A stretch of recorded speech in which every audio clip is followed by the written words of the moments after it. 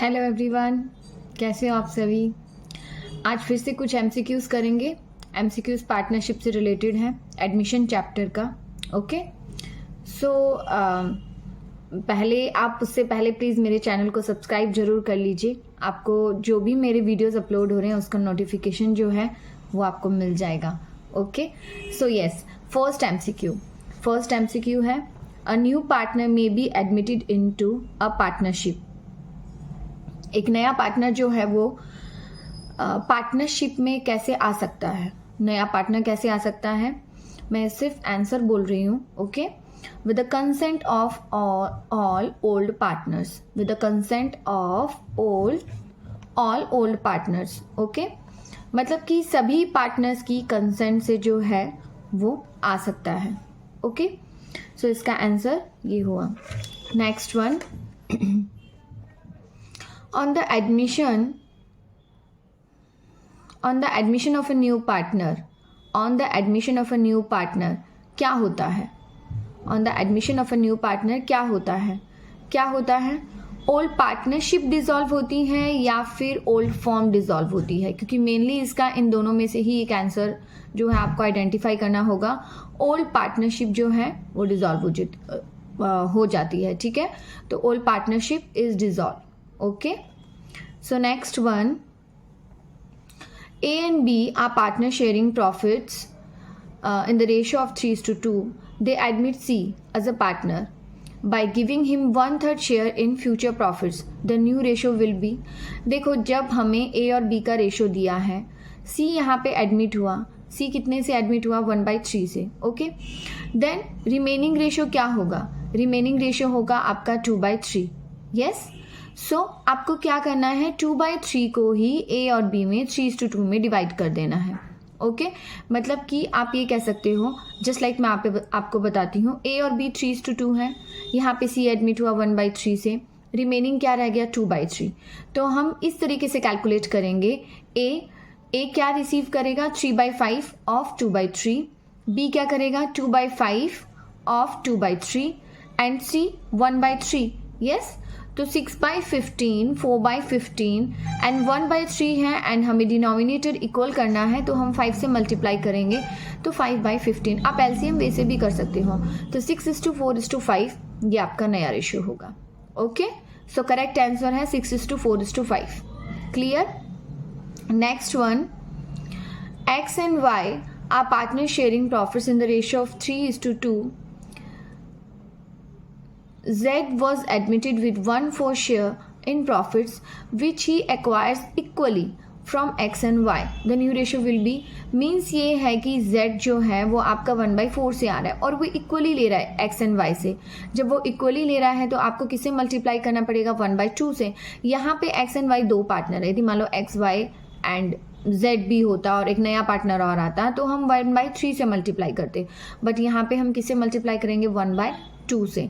Okay, then हम ये कह सकते हैं ना कि 1/4 multiply 1/2, 1/8 means A and B, A का 3/5 में से 1/8 लेस करेंगे एंड बी का 2/5 में से 1/8 लेस करेंगे, तो ए का आपको रिसीव होगा फाइनली, जब लेस करने के बाद आप एलसीएम बेसिस से कैलकुलेट करोगे तो 19/40 एंड बी का होगा 11/40। ओके, एंड सी का क्या रेशियो होगा? सी जो है आपका 1/4 से है, एंड येस डेफिनेटली 19/40 ए का आया एंड बी का 11/40 आया। आपको डिनोमिनेटर इक्वल करना है, दैट्स वाई आप किससे मल्टीप्लाई करोगे? 10 से मल्टीप्लाई करोगे। मैं अगेन रिपीट कर रही हूँ, आप डिनोमिनेटर इक्वल करके भी कर सकते हो, आप एलसीएम वे से भी कर सकते हो। Okay, then A B C का आप एलसीएम वे से भी कर सकते हो। तो सी का 1/4 मल्टीप्लाई 10/10, यदि मैं करती हूँ तो 10/40 आ जाएगा, तो आपका डिनोमिनेटर इक्वल हो गया। देन रेशियो क्या बनेगा? 19:11:10। ये आपका राइट आंसर है। ओके, नेक्स्ट वन, पार्टनरशिप में 90% मैंने देखा है एडमिशन में रेशो बहुत पूछता है, एंड यस डेफिनेटली ऑब्जेक्टिव्स में बहुत बार पूछता है। और जब आप एडमिशन का सम भी सॉल्व कर रहे हो तो ये फर्स्ट स्टेप है, आपका रेशो राइट कैलकुलेट होना चाहिए। इफ़ आपका रेशो राइट कैलकुलेट नहीं हुआ तो आपका गुडविल जो सेक्रीफाइस रेशो है, गुडविल जो आप डिस्ट्रीब्यूट करेंगे सेक्रीफाइस रेशो में, वो भी आपका रॉन्ग हो गया। आपका फर्स्ट स्टेप रॉन्ग होगा, आपको बहुत कम मार्क्स मिलेंगे। स्टेप मार्किंग में भी आप ये कह सकते हो जस्ट पोस्ट इवैल्यूएशन के मार्क्स मिलेंगे, बाकी आपके सारे मार्क्स कट जाएंगे। Okay, so please be careful जब आप रेशियो कैलकुलेट कर रहे हो, आपको रेशियो बहुत अच्छे से आना चाहिए। ओके, सो नेक्स्ट वन,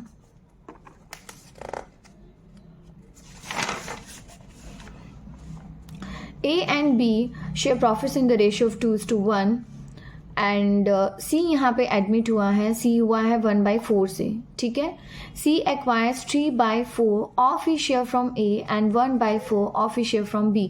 यहाँ पे देखो थोड़ा सा अलर्ट होने वाला बात है कि A जो है वो यहाँ पे सरेंडर नहीं कर रहा है, यहाँ पे C एक्वायर कर रहा है 3/4 of his share from A and 1/4 of his share from B. मतलब अपने ही प्रॉफिट का, मतलब कि आपको सबसे पहले क्या करना है, जो C 1/4 से आ रहा है आप सबसे पहले आप मल्टीप्लाई करोगे। जस्ट लाइक कैसे, A क्या सरेंडर करेगा, A सरेंडर करेगा 3/4 ऑफ 1/4, क्योंकि यहाँ पे जो C आया 1/4 से, उसने अपने प्रॉफिट जो 1/4 है उसका 3/4 जो है वो A से लिया, और B से क्या लिया, 1/4 का 1/4 लिया, B से लिया। तो हम यहाँ पे क्या करेंगे, 3/4 of 1/4 it means 3/16, and B का 1/4 ऑफ 1/4 इट मीन्स कि 1/16। ये A और B क्या करेंगे, सरेंडर करेंगे। ओके, देन A और B का रेशियो जो है 2/3 एंड 1/3, उससे आप क्या करोगे, 3/16 एंड 1/16 लेस करोगे, तो आपको जो है वो राइट कैलकुलेशन मिलेगी 23/48 एंड 13/48। ओके, और C का होगा 1/4 मल्टीप्लाई 12/12 इट मीन्स 12/48। ये आपका राइट आंसर होगा। ओके, सो आपका नया रेशियो होगा 23:13:12। क्लियर। नेक्स्ट है, नेक्स्ट भी रेशियो कैलकुलेशन से रिलेटेड ही है। सो आप देखिए नेक्स्ट,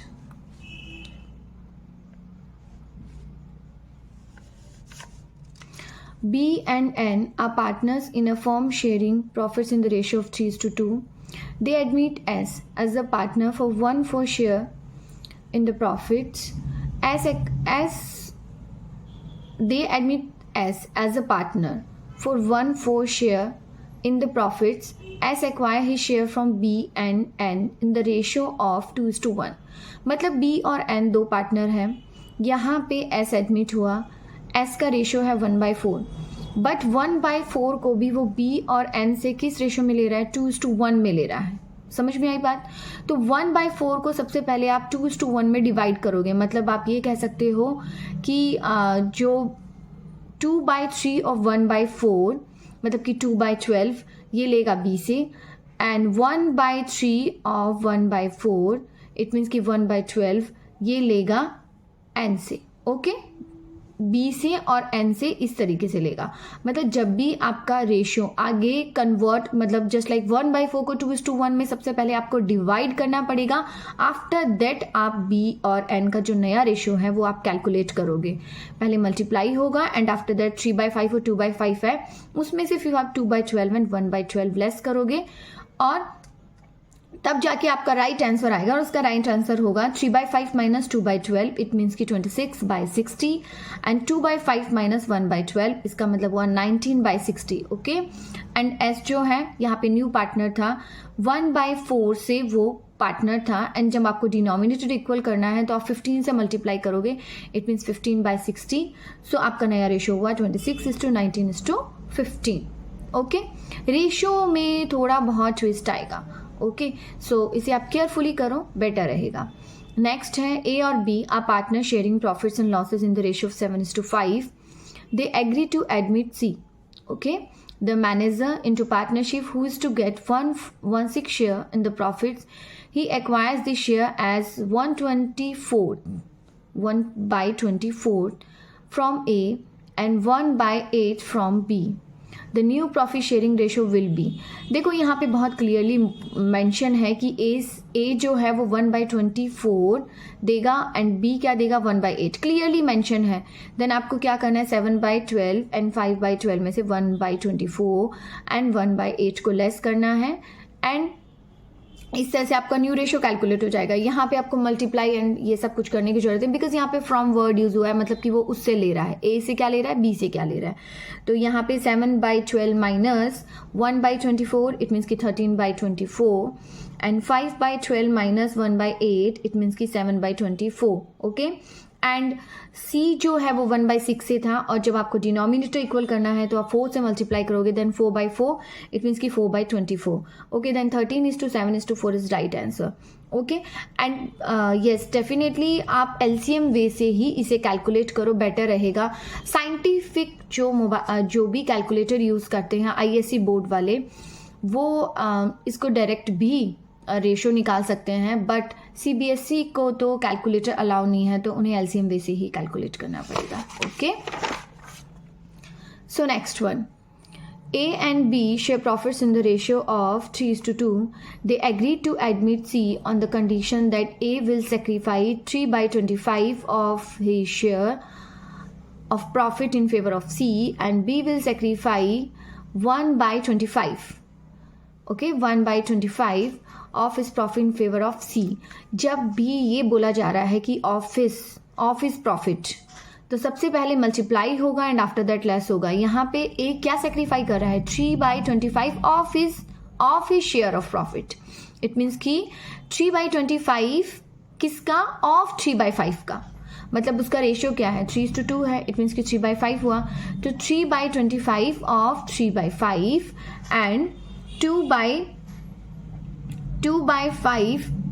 1/25 ऑफ 2/5 मीन्स क्लियर हुआ।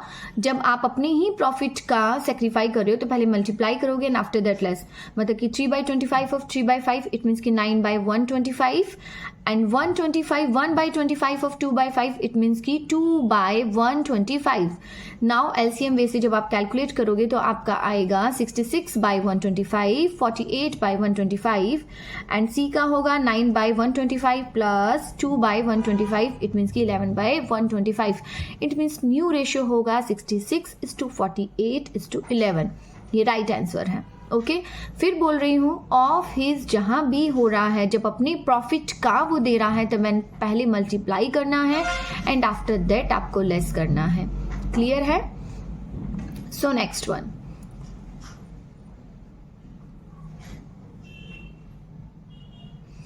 A and B are partners in a firm sharing profits and losses in the ratio of 3:2. A new partner C is admitted. A surrender 1/15 share of his profit in favor of C and B surrender 2/15 of his share in favor of C. The new ratio will be just like अभी हमने जो last MCQ किया same वैसे ही है। पहले आपको multiply करना है एंड आफ्टर दैट लेस करना है, देन इसका राइट आंसर आएगा आपके पास 42:26:7। Okay, so next one, when a new partner brings his share of goodwill in cash, the amount is debited to. जब भी कोई पार्टनर अपनी गुडविल कैश में लेके आता है तो अमाउंट हम क्या डेबिट करते हैं। जब भी कोई नया पार्टनर गुडविल लेके आता है तो हमारी एंट्री होती है cash account debit to premium for goodwill, then क्या डेबिट होगा, cash. Okay, then cash account यहाँ पे डेबिट होगा, इसका राइट आंसर है cash. Next one, when a new partner does not bring his share of goodwill in cash, the amount is debited to. यदि कोई नया पार्टनर गुडविल कैश में नहीं लेके आता है तो हम क्या डेबिट करते हैं। जब कैश में लेके आता है तो हम लोग करते हैं cash account debit to premium for goodwill, और जब वो कैश नहीं लेके आ रहा है तो हम लोग क्या करेंगे, उसके करंट अकाउंट को डेबिट कर देंगे। ओके, देन हम क्या करेंगे, current account of new partner जो है वो डेबिट हो जाएगा। ये आपका राइट आंसर है। Okay, so next one, if at the time of admission some profit and loss account balance appear in the books, it will be transferred to.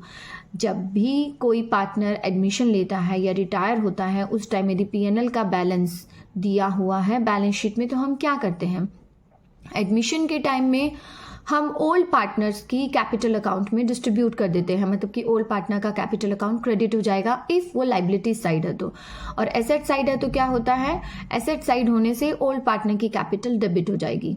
And retirement ये होता है ओल्ड पार्टनर के old ratio में, okay.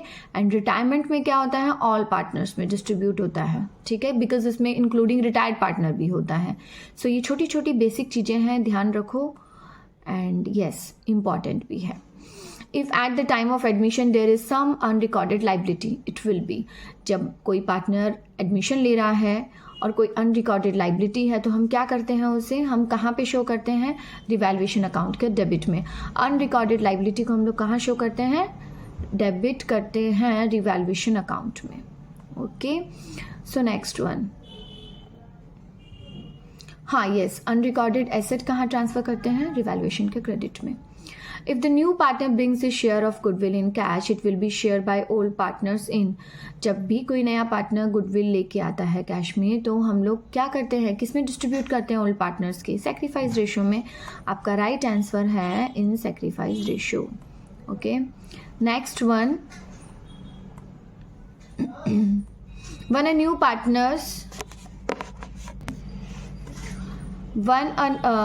partner brings goodwill in cash, it is credited to, किस में credit होता है, sacrificing ratio में, वो भी पार्टनर्स कैपिटल अकाउंट के, ठीक है। Then sacrificing partners capital account, clear, yes. Next one, if the incoming partner brings the amount of goodwill in cash and also a balance exists in goodwill account, then this goodwill account is written off among the old partners in old ratio. यदि कोई नया partner आ रहा है और goodwill already books में appear कर रखी है तो हम क्या करेंगे, उसे राइट ऑफ कर देंगे। ओल्ड पार्टनर की कैपिटल को हम लोग क्या कर देंगे, यहाँ पे डेबिट कर देंगे, ठीक है, and in old ratio. Retirement में भी ऐसे ही होता है, बट रिटायरमेंट में ऑल पार्टनर्स इंक्लूड होते हैं, इंक्लूडिंग रिटायर्ड पार्टनर, ठीक है। So next one, if at the time of admission the revaluation account show a profit, it should be credited to, जो revaluation account का balance profit show कर रहा है तो हम किसे credit करेंगे, partners capital को, yes, but in old ratio, old partners के old ratio में। तो हमारा आंसर होगा old partners capital account in the old profit sharing ratio. So next one, revaluation account or profit and loss account is a, क्या है, revaluation account या profit and loss account क्या है, profit and loss adjustment, okay. Profit and loss adjustment account क्या है, ये nominal है, because all expenses and losses will be debit and all incomes and gains will be credit, that's why ये nominal है। In case of admission of a partner the entry for unrecorded investment will be, जब भी unrecorded investment होता है तो हम क्या करते हैं, हम इन्वेस्टमेंट को डेबिट करते हैं और क्रेडिट किसको करते हैं, रिवैल्यूएशन को, okay. So investment account debit to revaluation account. Next one, when the balance sheet is prepared after the new partnership agreement, the assets and liability are recorded at, जब भी हम कोई नया पार्टनर आता है और उसके बाद जब नई बैलेंस शीट बनती है तो एसेट्स एंड लाइबिलिटी को हम कौन सी वैल्यू में शो करते हैं, रिवैल्यूड वैल्यूज़ में, ठीक है। रिवैल्यूड फिगर्स में जो है हम उन्हें शो करते हैं, जो भी हमारे अकाउंट्स होते हैं हम उसमें हमारा जो बैलेंस होता है वो सारा का सारा रिवैल्यूड फिगर्स में आता है। सो ओके, मैंने आज कुछ एडमिशन से रिलेटेड जो है आप लोग को सारे एमसीक्यूज़ बताए हैं, एंड अगेन रिपीट कर रही हूँ कि यस, एमसीक्यूज़ या तो गुडविल से रिलेटेड ज़्यादा आता है या एक्यूमुलेट प्रॉफिट एंड लॉस और रेशियो। सो आपको यदि फुल चैप्टर अच्छे से आता है तो आप इजीली कर सकते हो, बिकॉज ये प्रैक्टिकल बेस्ड ही एमसीक्यूज़ होते हैं। जब आपको फुल में आ रहा है, फुल सम आ रहा है तो आपके लिए एमसीक्यू करना डिफ़िकल्ट नहीं है। यस, थोड़े बहुत ट्विस्ट हैं, जब आप इसे सॉल्व करोगे, यदि आप मेरे वीडियो को भी ध्यान से सुनोगे तो आपको काफ़ी एमसीक्यूज़ क्लियर हो जाएंगे, okay. So thank you so much, and please please please मेरे चैनल को लाइक, सब्सक्राइब एंड शेयर जरूर करें। एंड इफ़ कोई भी डाउट है आप कमेंट बॉक्स में मेंशन कर सकते हैं, एंड आप किसी भी चैप्टर से रिलेटेड कोई एमसीक्यूज़ चाहते हैं वो भी आप कमेंट बॉक्स में मेंशन कर सकते हैं। Thank you so much.